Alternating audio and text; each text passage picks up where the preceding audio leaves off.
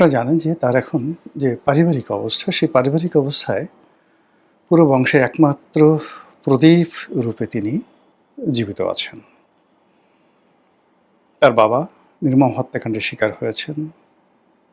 তার আম্মা এদেশের জন্য তার জীবন যৌবন সবকিছু ত্যাগ করার পর জীবনের শেষ প্রান্তে এসে জেল, জুলুম, অবিচার, তারপর রাষ্ট্র কর্তৃক নানা রকম অপদস্থ হওয়ার পরে তিনি এতটা রোগাক্রান্ত হয়ে, এতটা অসুস্থ হয়ে পড়েছিলেন যে মৃত্যুর পূর্বক্ষণে বলতে গেলে তিনি মানে কেমন যেন হয়ে গিয়েছিলেন। এ কষ্ট, এ বেদনা কোনো ভুক্তভোগীর পক্ষেও প্রকাশ করা সম্ভব নয়, যেটা বেগম জিয়ার জীবনে ছিলেন। জীবনের শেষ বছরটিতে প্রায় বেশিরভাগ সময় তিনি হাসপাতালে ছিলেন। তারপর হাসপাতালের বহু সময় তিনি দিনের পর দিন তিনি সেখানে জ্ঞানহীন অবস্থায় ছিলেন। আর এই সময়টিতে তার পুত্রবধূ জুবাইদা রহমান তাকে দেখতে এসেছিলেন এবং তার একমাত্র সন্তান টেকনিক্যাল কারণে হোক, কূটনৈতিক কারণে হোক, রাজনৈতিক কারণে হোক তিনি বাংলাদেশে আসতেই পারছিলেন না। সারা বাংলাদেশে যখন সিসি রব পড়ছিল তখন ফেসবুকে স্ট্যাটাস দিয়ে তারেক রহমান সাহেব বলতে বাধ্য হন যে আমার মা অসুস্থ, অন্য সবার মতো আমারও খুব ইচ্ছা হয় তাকে দেখতে, তাকে দেখার জন্য দেশে আসতে, কিন্তু দেশে ফেরা আমার একার সিদ্ধান্ত নয়। তো এই যে তার যে অসহায়ত্ব, এই অসহায়ত্ব কিন্তু সারা দেশের মানুষকে কাঁদিয়েছে। তার একমাত্র ভাই নির্মমভাবে মারা গেছেন অসুস্থ হয়ে। আর সেই অসুস্থের জন্য বলা হয়ে থাকে ১/১১-র সময়, 1/11-এর সময় তার উপর যে নির্মম জুলুম এবং অত্যাচার করা হয়েছে, সেই জুলুম অত্যাচার জনাব আরাফাত রহমান কোকো তিনি ধারণ করতে পারেননি। ওটাতেই তার ধুকে ধুকে তাকে মরতে হয়েছে। এবং তিনি যখন মারা যান, মারা যাওয়ার সময় বাংলাদেশে একটা হৃদয় বিদারক দৃশ্য তৈরি হয়। তার লাশ যখন আসে তখন বেগম জিয়া কার্যত গৃহবন্দী এবং তিনি বহুদিন ধরে তার অফিসে আটকা ছিলেন, যেখানে না ছিল পানি, না ছিল বিদ্যুৎ। ওর মধ্যে জিদ করে তিনি সেই অফিসে বসেছিলেন। ঠিক সেই সময়টাতে আরাফাত রহমান কোকোর মৃত্যু হয় এবং তিনি বাংলাদেশে তার লাশ আসে।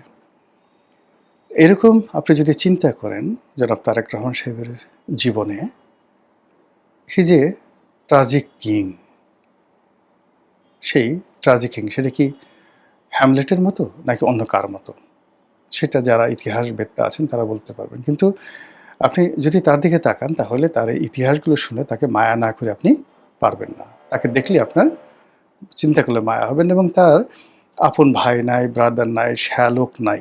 মানে আপনজন বলতে যদি প্রথম ৫টা চাচাতো ভাই থাকতে হবে, ১০টা মামাতো ভাই থাকতে হবে, খালাতো ভাই থাকতে হবে, তারা রাজনীতিতে এস্টাবলিশড হতে হবে, ঠিক সেই জায়গাটাতে তিনি একা, জাস্ট একা।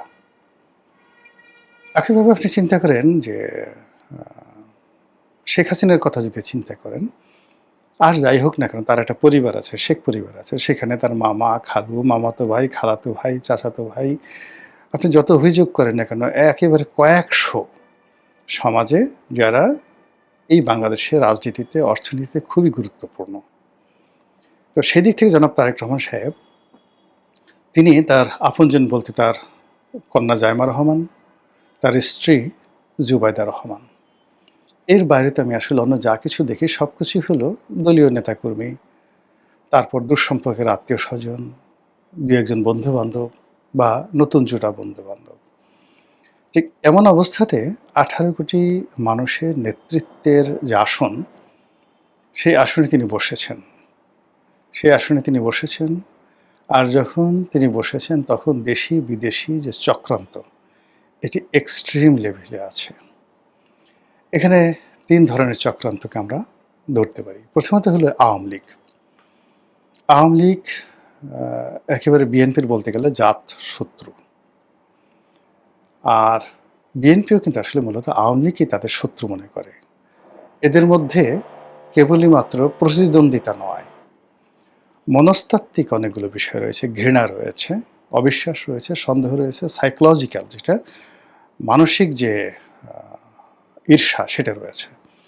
যেমন শেখ হাসিনা কখনই সে মনে করেন, প্রথমত তিনি মনে করেন যে তার বাবার খুনের সাথে সে জিয়াউর রহমান সাহেব জড়িত। এখন ধরেন একেবারে সত্যের ধারে কাছে নেই, 100% মিথ্যা, কিন্তু দেশের প্রধানতম রাজনৈতিক দলের প্রধান ব্যক্তি তিনি মনের মধ্যে গেঁথে রেখেছেন, ওটা থেকে আপনি তাকে সরাবেন কিভাবে? ক্ষমতা তো আপনার আমার হাতে না, আমরা যারা সত্য বলতে চাই বুঝি, ক্ষমতা তো শেখ হাসিনার হাতে। তো তিনি যখন বারবার বলছেন যে খুনি অমুক অমুক অমুক অমুক আমার বাবাকে খুন করেছে ইত্যাদি ইত্যাদি, তো ওটার মনস্তাত্ত্বিক ধাক্কাটা আপনি চিন্তা করেন কোথায়? এরপরে ২১শে আগস্টের গ্রেনেড হামলা, এই পুরো জিনিসটি যারাই করুক, যেই ভাই করুক না, কিন্তু শেখ হাসিনা কি মনে করছে, আওয়ামী লীগের লোকজন কি মনে করছে, কাকে তারা দায়ী করছে? ফলে এরকম অসংখ্য ঘটনা, এই যে এখন বাংলাদেশে ধরেন যা কিছু হচ্ছে গত ৪ মাসে, গত ২ বছরে আওয়ামী লীগের উপর যা কিছু হচ্ছে, এর পুরোটার জন্য বিশ্বাস করেন আওয়ামী লীগের লোকজন জামাতকে দায়ী করছে না, ইভেন এনসিপিকে তারা দায়ী করছে না। এনসিপির যে সমস্ত লোকজন তাদেরকে মানে এরা বাচ্চা ছেলে চলে আসছে ইত্যাদি ইত্যাদি ইত্যাদি, কিন্তু মূল ক্রোধটা কিন্তু বিএনপির উপরে। আর বিএনপি সেটা জানে, জানার কারণে কি হলো, আওয়ামী লীগকে কিন্তু তারা কোনো ওয়াক ওভার দিতে চাচ্ছে না। আওয়ামী লীগের ফেরার রাস্তা, রাজনীতি করার রাস্তা ক্রমশ তারা সংকুচিত করতে চাচ্ছে, বন্ধ করে দিতে চাচ্ছে। এবং যেটা হয়, আপনি একটা জোয়ার, একটা ঝড়, এটা বাধা সৃষ্টি করতে পারবেন, কিন্তু অল অন এ সাডেন যখন এটা বিস্ফোরণ ঘটে, তখন সেখানে একটা সুনামি হয়ে যায়। ফলে আওয়ামী লীগ যদি শেষ হয়ে যায়, এটা আলাদা একটা পার্ট, কিন্তু কোনো কারণে বাধার কারণে যদি ফিরে আসে, ওটা ফিরে আসাটা হয়ে যাবে সুনামি, এবং সেই সুনামির যে সমস্ত চাপগুলো এসে তখন এই যে বিএনপি যে সমস্ত লোকজন বুদ্ধি দিচ্ছে, পরামর্শ দিচ্ছে, এদের কাউকে খুঁজে পাবেন না, সবাই বলবে সব দোষ তারেক রহমান সাহেবের। এখন যেভাবে ধরেন সবাই বলছে যে আমরা তো কিছুই করিনি, সবই শেখ হাসিনা করেছে, সেই সালমান কিনেছে, সেই এস আলম কিনেছে, যত রকম কথাবার্তা, তার কাছে আমরা কি কথা বলতে পারতেছি নাকি, দাঁড়াতে পারছি কিনা, গণভবনে তো আমরা ঢুকতেই পারতাম না। আমরা মধ্যখানে এখন নিরপরাধ ব্যক্তি কিচ্ছু করে নেই, আননেসেসারি শেখ হাসিনার দল করে একবার দুবার মন্ত্রী হয়ে, মন্ত্রী হয়েছে খালি সে যেভাবে বলছে এভাবে স্বাক্ষর করছে, সিগনেচার করছি, সব মাল পানি তারা কামাই গেছে। এই কথাগুলো দেখবেন এখন সবাই বলছে আওয়ামী লীগের, একই কথা বিএনপির ক্ষেত্রে কিন্তু বলা হবে ক্ষমতার ক্ষেত্রে। এই যে দেখেন না, ইউনূস সাহেব গেছে, এখন ইউনূস সাহেবের কিচেন ক্যাবিনেটে ঢোকার জন্য কত মানুষের আকুতি ছিল, এখন সবাই বলছে যে না আমরা কোনো কিচেন ক্যাবিনেটে ছিলাম না, আমরা তার সাথে ছিলামই না, সে তার নিজের ইচ্ছা মতো সব কিছু করেছে ইত্যাদি ইত্যাদি। তাহলে এখন আমাদের দেশে কি হয়, ক্ষমতা কেন্দ্রিক একটা রাজনীতি, আর ক্ষমতার বাইরে গিয়ে আরেকটা রাজনীতি। তো এই যে একটা অবস্থা চলছে, এই যে একটা অবস্থা চলছে, সেই অবস্থার প্রেক্ষিতে যেটা হচ্ছে সেটা হলো day by day Tarek Rahman সাহেব তার যে শত্রুপক্ষ, সেই শত্রুপক্ষের টার্গেটে পরিণত হচ্ছেন। আর এ সকল যখন পরিবেশ পরিস্থিতি হয়, তখন যে ধরনের বন্ধু লাগে, বান্ধব লাগে, সহযোগিতা লাগে, তারপরে যে ধরনের একটা প্রতিরক্ষা ব্যূহ লাগে, বিশ্বস্ত লোকজন লাগে। আপনি অনেক মন্দ কাজ করেও কিন্তু বিশ্বস্ত লোকজন থাকলে আপনি টিকে থাকতে পারবেন। যেমন একজন পাগলা রাজা ছিলেন, মোহাম্মদ বিন তুগলক, আমরা যাকে নিয়ে তুগলকি কাণ্ড বলি। কিন্তু তার অনেকগুলো কোয়ালিফাইড জেনারেল ছিল, অনেকগুলো কোয়ালিফাইড মন্ত্রী ছিল। ফলে একটার পর একটা অর্থনৈতিক বিপর্যয়, যুদ্ধে মানে যুদ্ধ, রাজনীতি পরিবর্তন, মানে হাজারো রকম পলিটিক্যাল ফেইলিউরের পরও তার যে মিলিটারি পাওয়ার, তিনি ছিলেন অজেয়। একটা যুদ্ধ তিনি পরাজিত হননি, এবং জীবনের শেষ দিন পর্যন্ত শক্ত হাতে তিনি তার তুগলকি কর্মকাণ্ড চালিয়ে যেতে পেরেছিলেন, মোহাম্মদ বিন তুগলক। আরেকজন নিষ্ঠুর ব্যক্তি ছিলেন আলাউদ্দিন খিলজি, কিন্তু তার মালিক কাফুরের মতো একজন শক্তিশালী সেনাপতি ছিল। তা এরকম যদি শেখ হাসিনার এরকম শক্তিশালী লোকজন থাকতো, তার কাছে কিন্তু তার সাথে যারা ছিল সবই এরকম দুর্বল, দালাল, ফড়িয়া টাইপের লোকজন ছিল, ভাড় টাইপের লোকজন ছিল, কাউয়া টাইপের, চড়াই টাইপের লোকজন ছিল, ওরকম ছিল না। কিন্তু এই যে যেটা হলো, মানে তার যে পতনটা হলো, সেই পতনের সময় দেখা গেল তার পক্ষে মানে হুঙ্কার দিয়ে দাঁড়ানোর মতো, শহীদ হওয়ার মতো, বা একজন লোক শেখ হাসিনা, বঙ্গবন্ধু, তার পরিবারের জন্য রুখে দাঁড়িয়ে জীবন বিসর্জন করেছে, এরকম সিঙ্গেল ঘটনা 18 কোটি মানুষের মধ্যে ঘটেনি, আগামীতেও ঘটবে না।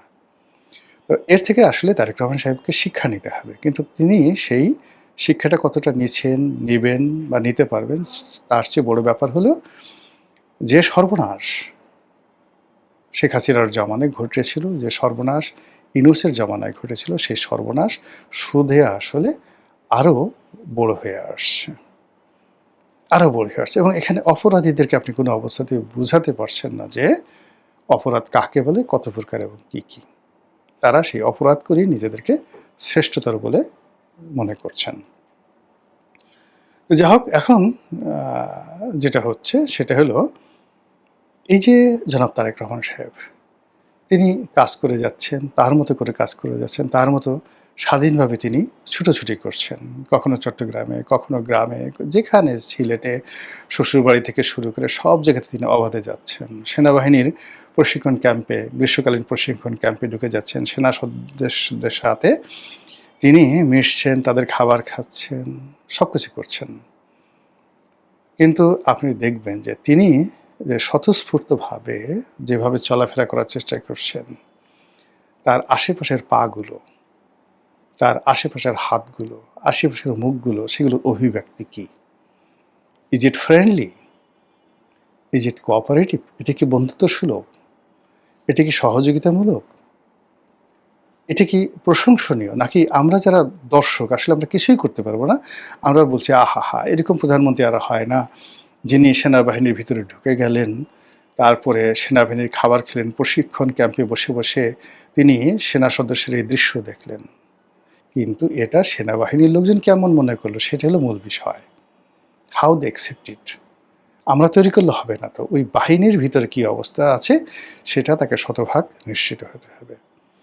তিনি খাল কাটতে বিভিন্ন জায়গাতে চলে যাচ্ছেন। এই যে খাল কাটা বা যেকোনো একটা প্রোগ্রামে তিনি উপস্থিত হচ্ছেন, এটা সংশ্লিষ্ট যারা লোকজন আছে তারা কিভাবে নিচ্ছেন? তিনি এসএসএফ এর প্রোটোকল ছাড়া একা একা ঘুরে বেড়াচ্ছেন। জনগণ হাততালি দিচ্ছে। জনগণের হাততালির ২ পয়সার মূল্য নেই। জনগণ সেলফি তুলছে, ওরকম হাজার হাজার সেলফি অনেকের সাথে অনেকে তুলে, কিন্তু ওটার কোনো মূল্য নেই। এখন এসএসএফ যা রাষ্ট্রীয় বাহিনী বা তার যারা নিরাপত্তা রক্ষা দায়িত্বে নিযুক্ত, তারা এই বিষয়টিকে কিভাবে নিচ্ছে? তারা কি মনে করছে তার নিরাপত্তা ওকে আছে? এসএসএফ থেকে শুরু করে পিজিআর থেকে শুরু করে সেনাবাহিনী, পুলিশ বাহিনী, এমনকি তার ব্যক্তিগত সিকিউরিটি গার্ড, তারা কি এই যে প্রধানমন্ত্রীর যে স্বাভাবিক চালচলন, এই স্বাভাবিক চালচলনে খুশি? আমার তো খুশি মনে হচ্ছে না। খোলামেলাই বলছি, আমার কাছে মনে হচ্ছে না যে তার এই সকল কর্মকাণ্ডে যারা দায়িত্বরত আছেন তারা কেউ খুশি। তিনি বিভিন্ন লোককে টেলিফোন করছেন, তাদেরকে ডেকে নিয়ে দাওয়াত খাওয়াচ্ছেন। তারপর যাকে তার ভালো লাগছে তাকে ডেকে নিয়ে তিনি, সেটা বিএনপির হোক, জামাতের হোক, আওয়ামী লীগের হোক, ডাজ নট ম্যাটার। তিনি মনে করছেন যে এই লোকটির সঙ্গে কথা বলা দরকার, তিনি কথা বলছেন। কিন্তু এই লোকগুলো তো তাকে কোনো উপকার করতে পারবে না। আমার সঙ্গে তিনি খুব কথা বললেন, আমার বাসায় দেখা করতে এলেন বা আমাকে দাওয়াত দিলেন, হোয়াটএভার মেবি, এতে তো তার ২ পয়সার উপকার হবে না, কোনো উপকার হবে না। কিন্তু আমাকে দাওয়াত করতে গিয়ে তার পাশের যে লোকটি আছে সেটি যদি পার্মানেন্টলি তার প্রতি মনঃক্ষুণ্ণ হয়, তাহলে আমাকে দাওয়াত না দেওয়াটাই বুদ্ধিমানের কাজ। আগে ঘর সামলাতে হবে। সেই দিক থেকে ওনার আশেপাশে যে ওনার ক্যাবিনেট আছে, কিচেন ক্যাবিনেট আছে, পরিবার আছে, ওনার একান্ত ব্যক্তিগত স্টাফ আছে, এই জায়গাটাতে যে বন্ধন তৈরি করা দরকার, আমরা বাইরে থেকে যতটুকু দেখছি আমার কাছে মনে হচ্ছে না যে এই বন্ধনটা কোনো পারফেকশনের দিকে গিয়েছে।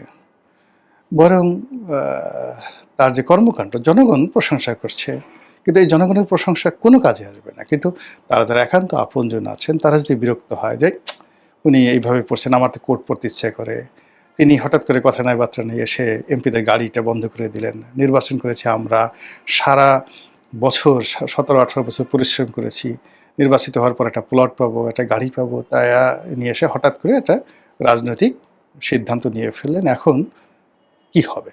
উনার তো ঠিকই ভালো গাড়ি আছে, আমার তো ভালো গাড়ি না, একটা ট্যাক্স ফ্রি ভালো গাড়ি আনবো, এই কাজটা উনি বাধা দিয়ে দিলেন। এই যে নেতাকর্মীদের মধ্যে যে ক্ষোভ, এটা প্রশমিত করবেন কিভাবে? রাজনীতি এমন একটা কঠিন বিষয়। অনেক সময় রাজা নিজে তার কর্মচারীকে ঘুষ দিতেন, ঘুষ দিতে বাধ্য হতেন। এটা তোহফা না। ঘুষ দিতে বাধ্য হতেন এবং ঘুষ দিয়ে মানে স্বয়ং রাজা, সম্রাট তার প্রাসাদের কর্মচারীদেরকে ঘুষ দিয়ে তিনি অনেক কর্মকাণ্ড করতেন। এত জটিল অবস্থা। এখানে সব জনপ্রিয় জিনিসই কিন্তু জনপ্রিয় নয়। সব সঠিক জিনিস আসলে শেষ পর্যন্ত সঠিক ফলাফল বয়ে নিয়ে আসে না। তো সেই দিক থেকে যেটি হচ্ছে সেটি হলো যে এই যে জনাব তারেক রহমান সাহেব এখন যে মাননীয় প্রধানমন্ত্রী, তিনি হয়তো আন্তরিকতা নিয়েই করছেন, হয়তো চিন্তা ভাবনা করেই করছেন, তার বিবেচনা যেটা ভালো মনে হয় সেটাই করছেন। কিন্তু এটার যে আউটপুট, সেই আউটপুটে আশেপাশের লোকের মধ্যে নানা রকম প্রতিক্রিয়া তৈরি হয়েছে।